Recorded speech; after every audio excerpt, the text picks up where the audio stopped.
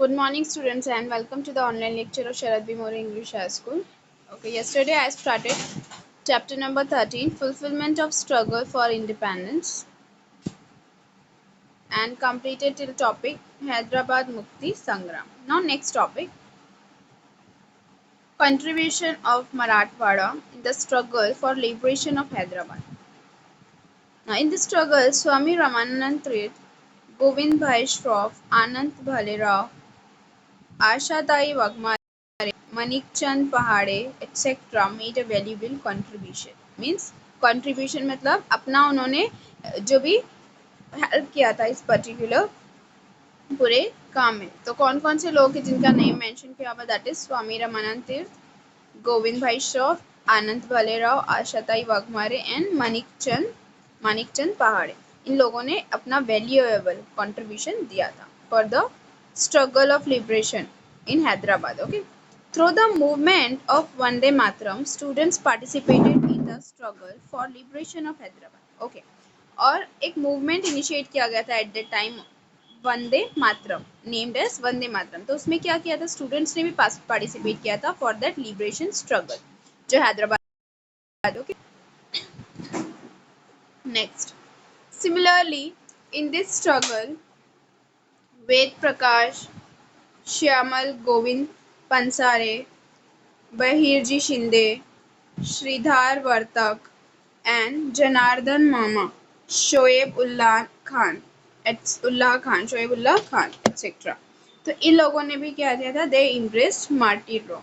Means in लोगों ने भी इस चीज के पीछे अपनी जान दी थी. Right, their sacrifice prove to be is inspirational to the Indians. और उनकी इस सेक्रीफाइस ने बहुत सारे लोगों को इंस्पायर किया था, इंडिया के बहुत सारे लोगों को इंस्पिरेशन दी थी. Thus, we can understand that the leaders and the people in the Marathwada had a lion's share in the struggle for liberation of Hyderabad. मतलब हैदराबाद की जो स्ट्रगल का हैदराबाद की फ्रीडम के लिए जो स्ट्रगल चल रहा था उसमें मराठवाड़ा ने बहुत ज़्यादा वैल्यूएबल कंट्रीब्यूशन दिया था. ओके, 17 सितंबर is celebrated as Marathwada Mukti Din, और इसीलिए 17 सितंबर को मराठवाड़ा मुक्ति दिन के तरीके से सेलिब्रेट किया जाता है. Okay, in Marathwada to commemorate the struggle for liberation of Hyderabad. और उन लोगों को मीन्स उन लोगों को क्या करते हैं, वो कमेमोरेट करते हैं, उन लोगों को याद करते हैं उस दिन जिन्होंने अपनी लीव्स को सेक्रीफाइस कर दिया था for the freedom struggle of Hyderabad. Right, Marathwada was not included in Free India on 15 August 1947. After the inspiring struggle of the people, this region was included in independent India in 1948. मतलब 1947 में इनका inclusion नहीं था India में. Right, but जब ये struggle चली और उसके बाद एज अ सक्सेसफुल रिजल्ट 1948 को जो वो रीजन था मराठवाड़ा रीजन से इंडिपेंडेंट इंडिया में इंक्लूड कर लिया गया था. Okay, next topic, problem of Kashmir.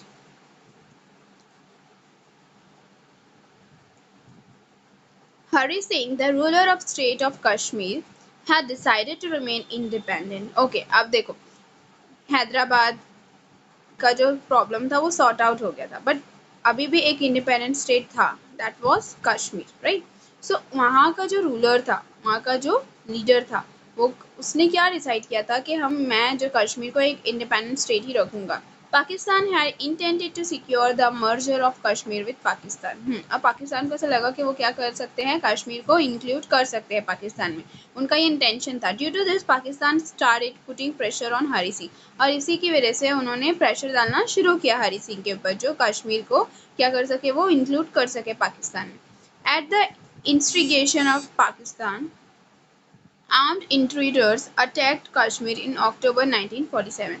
और इसी इंटेंशन के साथ में उन्होंने क्या किया, वो आर्म्ड इंट्रूडर्स ने क्या किया, कश्मीर पे अक्टूबर 1947 पे अटैक किया. Okay, at that time Hari Singh signed the instrument of accession with India. और उस टाइम फिर हरी सिंह ने जो है इंडिया के साथ में इंस्ट्रूमेंट ऑफ एसेशन क्या किया, साइन किया. In this manner after merger to India, Indian army was sent for the defence of Kashmir. हाँ, जब उन्होंने साइन कर लिया वो एसेशन मीन्स इंडिया के साथ में, उन्होंने नेगोशिएशन करके सॉर्ट आउट कर लिया कि जो आर्मीज थी वो क्या भेजी गई थी कश्मीर में डिफेंस के लिए. राइट, द आर्मी मीन्स जब उनके ऊपर आरटीसी के थ्रू तो इंट्रूडर्स अटैक हुआ था, तो उससे उनको प्रोटेक्ट करने के लिए, उससे उनको डिफेंस करने के लिए कश्मीर को आर्मी भेजी गई थी कश्मीर में। Okay, the army won back a major portion of Kashmir from the position of intruder. अब इंट्रूडर्स ने बहुत सारे रीजन्स पे पोजीशन मीन्स अपना कब्जा कर लिया था और अटैक करना स्टार्ट किया था।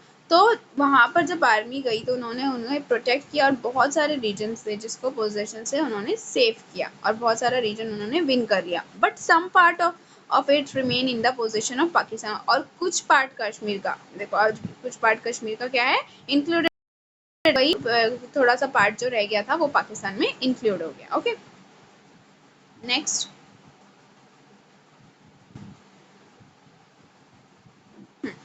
नेक्स्ट टॉपिक है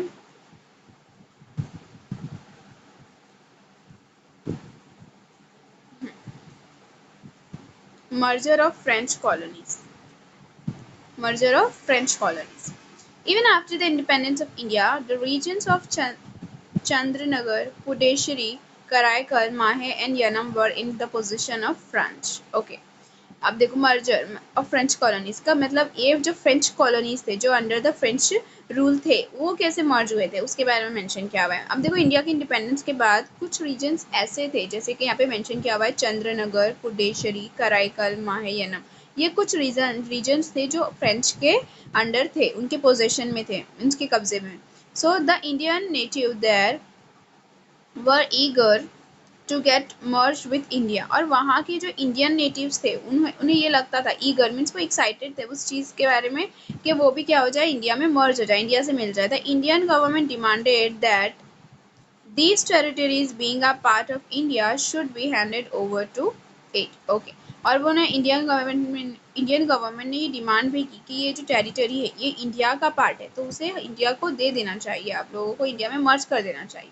सो इन 1949 French held a plebiscite in Chandranagar. The people voted for India. उन्होंने क्या की, वोटिंग दी और बहुत सारे लोगों ने इंडिया के लिए वोट किया। मीन्स कि वो इंडिपेंडेंट रहना चाहेंगे, मतलब अंडर द फ्रेंच रूल रहना चाहेंगे, इंडिया के अंदर मर्ज रहना चाहेंगे। तो people voted for India, Chandernagore was handed over to India.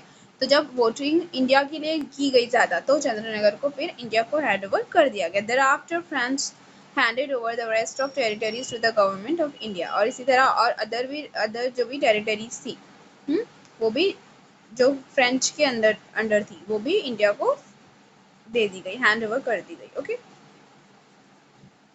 सो इस तरीके से फ्रेंच कॉलोनीज थी वो भी जो है इंडिया में मर्ज हो गई। Now struggle for liberation of Goa. Now Portugal denied to hand over the territories under its possession to India. Indians had to struggle for securing these territories. In the struggle, Dr. T.B. Cunha was in the forefront. Okay. अब देखो जो गोवा था जो पुर्तगाल के अंदर था, और भी टेरिटरीज जो अंडर द पोजीशन ऑफ पुर्तगाल्स थी। इंडिया जो है इंडिपेंडेंट हो चुका था, उसके बाद भी कुछ पोजीशन कुछ जो रीजन थे वो अंडर द पोजीशन ऑफ पुर्तगाल थे। सो इंडिया के वहाँ ने बहुत सारी स्ट्रगल की वो ताकि अपनी उस टेरिटरीज को क्या कर सके, सेव कर सके। और स्ट्रगल में डॉक्टर टीबी कुन्हा का एक मेजर कॉन्ट्रीब्यूशन था, फोर फ्रंट पे थे, मीन्स उन्होंने एक इम्पॉर्टेंट रोल प्ले किया था। Okay, next he worked to bring about an awakening of the people against the Portuguese government। और उन्होंने क्या किया, बहुत वर्क किया था पीपल को क्या करने के लिए, अवेक करने के लिए कि जो पुर्तगीज गवर्नमेंट है इनके अगेंस्ट, उन्हें जगाने के लिए, उनके मन में ये बात डालने के लिए कि वो भी एक इंडिपेंडेंट इंडिया का पार्ट बन सकते हैं, right. With the objective of building struggle against the Portuguese establish the Goa Congress. और इसी ऑब्जेक्टिव को माइंड में लेके उन्होंने गोवा कांग्रेस कमेटी इनिशिएट की। Later in 1945 doctor Cunha founded the organisation Goa youth league. और मुंबई में ही फिर बाद में उन्होंने गोवा यूथ लीग भी क्या की, इनिशिएट की, फाउंड की। Okay, in 1946 he went to Goa and violated the ban on public speech। अब गोवा में जो बैन लगा हुआ था पब्लिक स्पीच, मीन्स जो पब्लिक है, जो नॉर्मल पर्सन है, उन्हें एक स्पीच देने का अथॉरिटी नहीं था, उन्हें राइट नहीं था, तो वो बैन भी उन्होंने क्या किया, हटाया। Okay, for this he was sentence to 8 years of imprisonment. और इसी की वजह से उन्होंने मतलब ये जो बैन हटवाने की वजह से उन्होंने क्या किया, उन्हें पनिशमेंट दी गई, इम्प्रिजनमेंट, मतलब कि उन्हें जेल भेजा गया, कितने साल के लिए, 8 ईयर्स के लिए, okay. In 1946, Dr. Ram Manohar Lohia started a Satyagraha for liberation of Goa. Okay. अब उनके बाद डॉक्टर राम मनोहर ने क्या किया, एक सत्याग्रह स्टार्ट किया गोवा की आज़ादी के लिए, लिबरेशन मतलब आज़ादी। वायलेटिंग द बैन मतलब वो बैन को हटाते हुए he delivered a public speech at Madgaon in Goa, और उन्होंने उस बैन को हटाया, उसको वायलेट किया, मीन्स उसको तोड़ा और मडगांव में पब्लिक स्पीच दी गोवा में। For this Portuguese government deported him, और इसके लिए पुर्तगीज गवर्नमेंट ने उन्हें भी हटा दिया, वहां से निकाल दिया। During the same period the Azad Gomantak Dal was founded to liberate Portuguese colonies of Dadra and Nagar Haveli in Gujarat.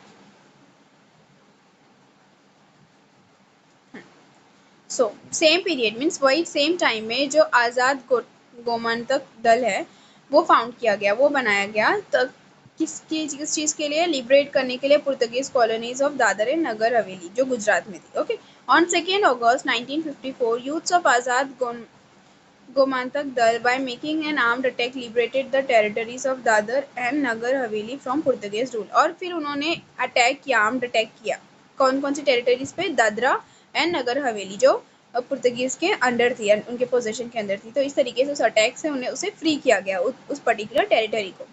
Vishwanath लावंडे, राजा भाव वकानकर, Sudhir Phadke, Nana Saheb Kajrekar and others took part in this attack, और ये सारे लोगों ने भी उस अटैक में पार्ट लिया था, okay.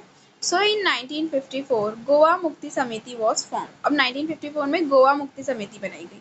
The Samiti sent many batches of satyagrahis from Maharashtra Goa, और ये उस समिति के थ्रू महाराष्ट्र से गोवा फ्रीडम के लिए बहुत सारे बैचेस भेजे गए थे। एन.जी. Gore, Senapati Bapat, Peter Alvares, Mahadev Shastri Joshi and his wife Sudha Tai and many other participated in the satyagraha, मतलब इन लोगों ने भी उस सत्याग्रह में पार्टिसिपेट किया। Mohan Ranade was an aggressive leader in the struggle for liberation of Goa. Aggressive means बहुत ज़्यादा गुस्से वाले और एनर्जेटिक लीडर थे वो उस लिबरेशन की स्ट्रगल में। कौन, Mohan Ranade. The Portuguese rulers committed unlimited tyranny and atrocities on the satyagrahi, उन्होंने बहुत ज़्यादा टॉर्चर भी किया उन सत्याग्रहीज को रोकने की कोशिश भी की। Due to this the public opinion became more infuriated, और इसी की वजह से पब्लिक भी उनके अगेंस्ट होने लगी। The struggle for liberation of Goa took up a fierce form, और यही स्ट्रगल ने फिर और ज़्यादा सीरियस फॉर्म लिया। The Indian government was patiently holding negotiations with the Portuguese government, but they did not respond. मतलब कि बहुत देर तक इंडियन गवर्नमेंट ने ये ट्राई किया कि वो निगोशिएट कर ले पुर्तगीज गवर्नमेंट के साथ में, मीन्स वो एक्ट पास करके इजीली क्या करा सके, वो जो टेरिटरी है उसको रिलीज करा सके इंडियन टेरिटरी को, बट ये मानने के लिए तैयार नहीं थे। So at the end the Indian government unwillingly took the decision of using military force. Finally at last उन्हें मिलिट्री फोर्स का यूज करना ही पड़ा, अनविलिंगली मीन्स ना चाहते हुए भी। So in December 1961 the Indian army entered Goa. So 1961 दिसंबर में वो इंटर हो गए गोवा में आर्मी के साथ में। In a short period of time the Portuguese army surrender, और थोड़े ही देर में जो पुर्तगीज आर्मी थी उन्होंने सरेंडर कर दिया। On 19 December 1961, Goa was liberated from Portuguese dominion. Imperialism was completely rooted out from the Indian soil. India's freedom struggle was truly fulfilled. और इस तरीके से फाइनली जो गोवा जो कि पुर्तगीज के रूल के अंडर था वो भी फ्री हो गया था, और इंडिया जो टोटली फ्री हो चुका था, उसका जो स्ट्रगल था फ्रीडम के लिए वो फुलफिल हो चुका था। Okay, so the chapter is completed here.